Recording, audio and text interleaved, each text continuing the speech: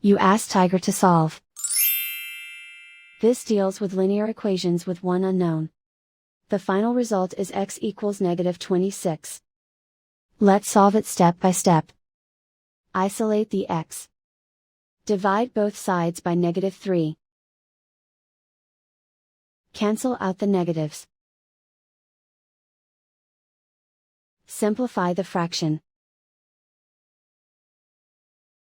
Move the negative sign from the denominator to the numerator.